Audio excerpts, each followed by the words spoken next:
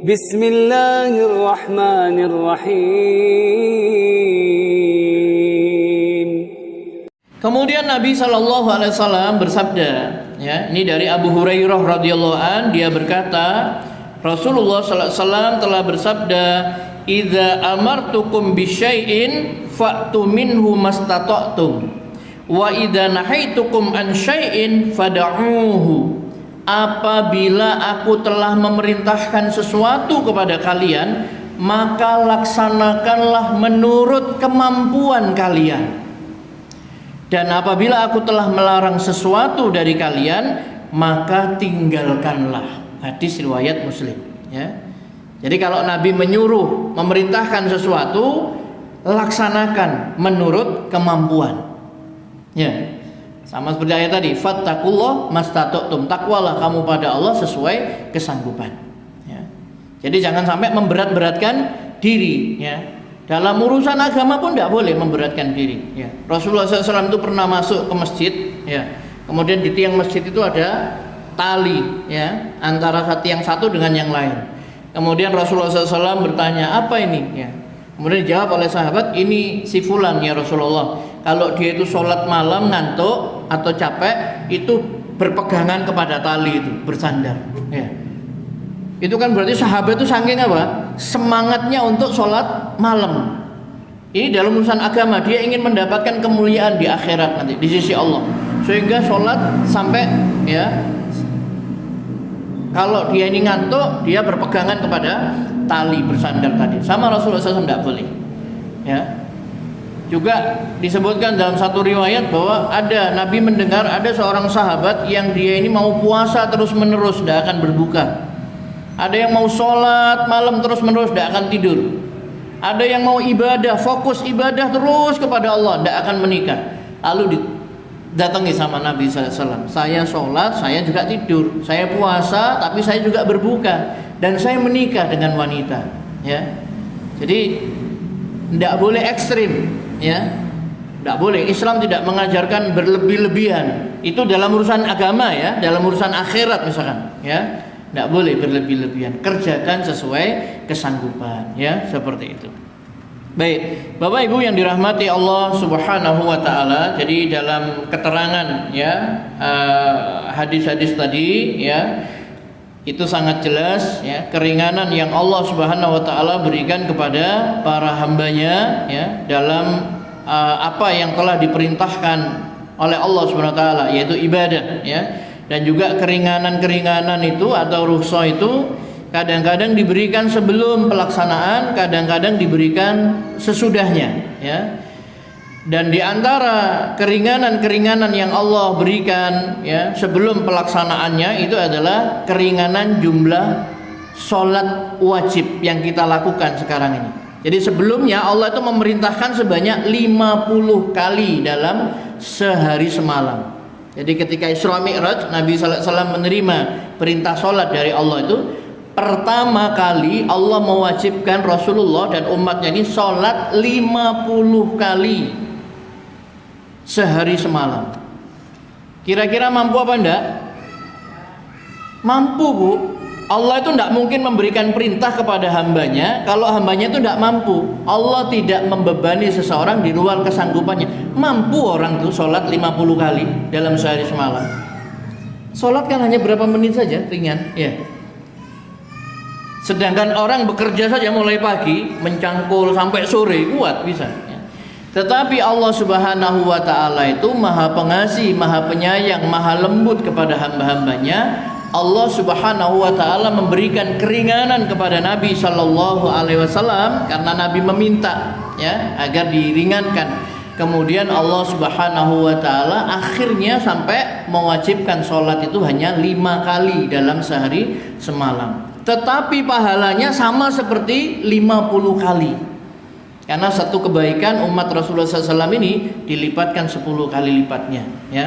Maka ketika Rasulullah SAW turun, beliau mendengar, ya, firman Allah Subhanahu wa taala, amdaitu faridati wa khaffaftu an ibadi. Aku telah menetapkan kewajibanku dan aku ringankan untuk hambaku, ya, hadis riwayat Bukhari. Ya. Allah telah mewajibkan kewajiban apa? Menetapkan kewajiban perintahku kata Allah Subhanahu wa taala, dan aku ringankan untuk hamba. Ya, Allah itu senang memberi kemudahan-kemudahan. Jenengan kalau putranya kuliah, misalkan masuk fakultas kedokteran, harus bayar sekian ratus juta, kemudian dikasih keringanan, senang apa enggak? Senang ya? Senang. Malah kalau enggak kita minta keringan, apa enggak bisa kurang, kan begitu ya? Nah ini Allah Subhanahu wa taala itu memberikan keringanan, ya. Begitu.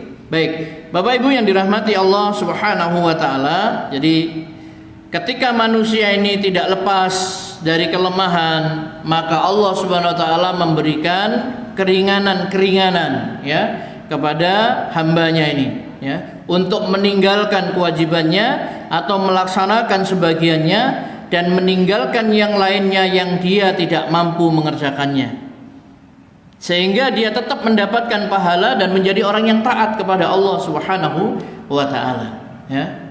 Dia tetap mendapat pahala dan dia tetap menjadi orang yang taat kepada Allah meskipun dia tidak mengerjakan kewajiban itu secara sempurna karena tidak mampu, dan Allah memberikan keringanan kepadanya ya, seperti itu. Ini sebagaimana sabda Nabi tadi, innallaha yuhibbu an tu'ta rukhasuhu kama yuhibbu an tu'ta azaimuhu.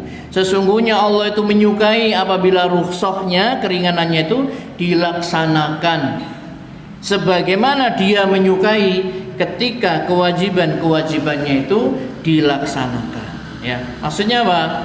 Sebagaimana Allah menyukai orang yang melaksanakan perintah-perintahnya ketika dia mampu, maka Allah pun mencintai, menyukai ketika dia meninggalkan sesuatu yang sulit baginya saat dia tidak mampu.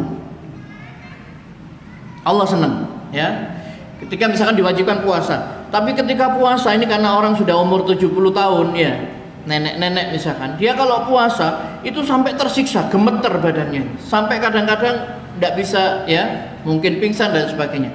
Tidak mampu berarti dia, berat untuk menjalankan ibadah puasa. Maka Allah itu senang kalau hamba tadi itu tidak puasa, kemudian mengganti dengan membayar fidyah. Itu maksudnya ya. Jadi Nabi SAW juga mengatakan ya, idza maridul abdu aw safara kutiba lahu mislu ma kana ya'malu muqiman sahihan. Apabila seorang hamba itu sakit atau bepergian ya, sedangkan dia ini terbiasa beramal soleh ya, maka dicatat baginya pahala amal seperti ketika dia melakukannya di saat mukim dan sehat ya. Itu dalam hadis Bukhari ya. Jadi Nabi SAW mengatakan apa? Kalau seorang hamba itu sakit atau bepergian safar ya, padahal hamba ini kalau tidak sakit atau kalau tidak sedang safar, dia ini biasa mengerjakan amal soleh ya. Misalkan biasa dia ini sholat malam misalkan, kemudian dia ini sakit ya. Kalau dia ini terbiasa sholat malam lalu dia sakit, Allah tetap mencatat hamba itu mendapatkan pahala seperti dia sholat malam ketika dia sehat.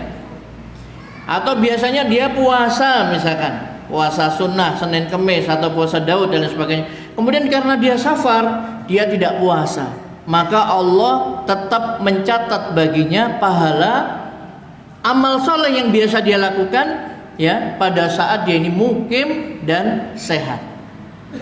Itu kemurahan dari Allah Subhanahu wa taala ya. Jadi tidak usah khawatir, yang biasa mengerjakan apa puasa, biasa mengerjakan sholat malam, biasa bersedekah tiap hari misalkan ya, kemudian qadarullah dia kesulitan dalam suatu ketika dia tidak punya apa-apa sehingga dia tidak bersedekah, tapi biasanya dia berinfak setiap hari, mungkin 5.000, mungkin 2.000 setiap hari, kemudian dia tidak punya sama sekali uang sehingga dia tidak bersedekah, tetap Allah Subhanahu wa taala tulis. Kenapa? Karena kalau dia punya, dia selalu bersedekah. Maka ketika dia tidak punya, bukan dia tidak mau bersedekah, karena memang tidak bisa, tidak ada yang mau diberikan, tetap dia mendapatkan pahala. Sama seperti orang yang biasa sholat malam karena sakit, dia tidak bisa mengerjakan sholat malam. Allah tetap tulis dia ini kebiasaannya apa, ya, maka ditulis baginya, ya.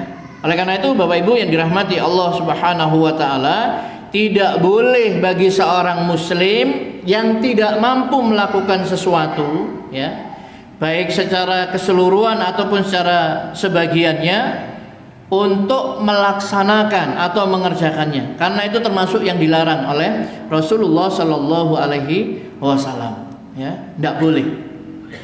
Ya, seperti tadi contohnya, dia ini orang tidak mampu, tapi kemudian dia ingin melaksanakan perintah Allah bayar zakat, kemudian dia hutang untuk bayar zakat, dia ingin zakat mal, ya, tidak boleh. Ya. Dia tidak mampu, kemudian dia ingin kurban seekor sapi, dia utang, kemudian dia membeli sapi untuk dikurbankan. Tidak boleh, malah itu memberatkan diri. Allah tidak menghendaki kesulitan bagimu. Siapa yang berlebih-lebihan, ekstrim di dalam dia akan dikalahkan, sulit sendiri nanti, ya. Itu mau melaksanakan ketaatan, ya, begitu. Maka Nabi SAW katakan apa, ya? Kata Nabi SAW, halakal mutanatti'un. Nabi mengucapkan 3 kali, ya. Qalaha thalatha. Halakal mutanatti'un. Celaka orang-orang yang memaksakan diri. Celaka orang yang memaksakan diri, ya. Jadi dia tidak mampu tapi memaksakan diri, celaka dia, ya. Maka kalau puasa kemudian kita tidak sanggup, pusing, ya, geliyang, lemes, buka, batalkan puasanya itu. Jangan memaksakan diri, ya, karena kita tidak mampu seperti itu, ya. Nah, seperti itu. Jadi ini peringatan Nabi, celaka orang yang berlebih-lebihan, atau celaka orang-orang yang memaksakan diri. Kita ingin sholat malam, tapi kalau kita ngantuk, ya tidur, ya. Seperti itu, ya. Baik, Bapak Ibu yang dirahmati Allah Subhanahu wa taala. Nabi Shallallahu Alaihi Wasallam, ya, pernah bersabda, ini dari Aisyah radhiyallahu anha, dia berkata, apabila Rasulullah Sallallahu Alaihi Wasallam memerintahkan para sahabat, niscaya beliau memerintah dengan amal yang mereka mampu. Mereka berkata, wahai Rasulullah, sesungguhnya kami tidak seperti keadaanmu. Allah telah mengampuni dosa-dosamu, baik yang telah lalu maupun yang akan datang. Maka beliau pun marah, sehingga terlihat kemarahan tersebut dari wajahnya. Kemudian Nabi sallallahu alaihi wasallam bersabda, sesungguhnya orang yang paling takwa di antara kalian dan yang paling mengetahui tentang Allah, paling ma'rifatullah, itu adalah aku, ya. Itu kata Nabi sallallahu alaihi wasallam dan hadis Bukhari, ya. Jadi Rasulullah SAW ini kalau memerintah sahabat, itu pasti beliau itu memerintahkan dengan amal yang mereka mampu, ya. Tidak mungkin Rasulullah memberikan beban kepada para sahabat yang sahabat itu tidak akan mampu melaksanakan beban tersebut. Pasti mampu, ya. Karena Allah pun begitu, Allah tidak membebani hambanya di luar kesanggupannya, ya. Maka kalau ada beban perintah syariat yang hamba itu tidak mampu, sama Allah Subhanahu wa taala diberikan keringanan untuk meninggalkan itu, ya. Seperti orang yang tidak mampu berangkat haji, ya tidak haji. Tidak mampu bayar zakat, ya tidak zakat, ya. Ditinggalkan, ya. Nah, seperti